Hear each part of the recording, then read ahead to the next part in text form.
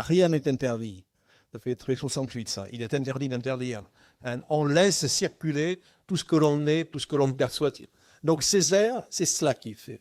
Et lorsqu'il va rencontrer personnellement André Breton, il va se trouver conforté dans cette démarche poétique. Donc, il exprime par la poésie, et c'est seulement par la poésie qui est moyen de liberté, moyen de libération. Il va exprimer l'Africain qui est en lui, ce qu'il appelle le nègre fondamental, toute son africanité, tout ce qui est impression, tout ce qui est empreinte génétique, tout ce qui est fantômes et fantasmes, tout ce qui est pulsion, tout ce qui est sensualité, tout ce qui est sexualité, eh bien, il va laisser libre cours à cela, il va lâcher cela dans ses poèmes. Il s'agit de plonger au fond de soi-même pour trouver l'être réel, le nègre fondamental, comme il dit, qui est en lui, et c'est cela qu'il veut faire. Et il ne peut le faire que par la poésie. Et en ce sens, la poésie devient de l'existentiel, elle devient de l'essentiel.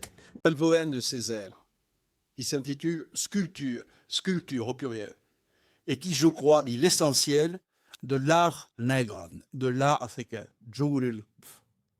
Et que dites-vous, violente, sinon la mort confrontée et surmontée?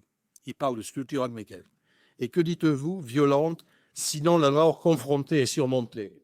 Ici, non pas le vain bavardage de la mandrure, mais la force traquée au moment du bon essentiel, dans la face ou dans la corde, ou dans le bec, ou dans le museau. Ici, la vie captée et redistribuée selon la règle du chant et la justice de la danse. C'est-à-dire, ici, l'impulsion originelle continuée et la saccade première. Que dites-vous, Semaine?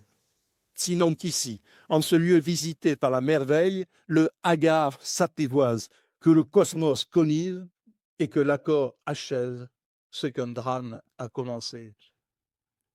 Pour moi, tout est dit de la vraie. Tout est dit.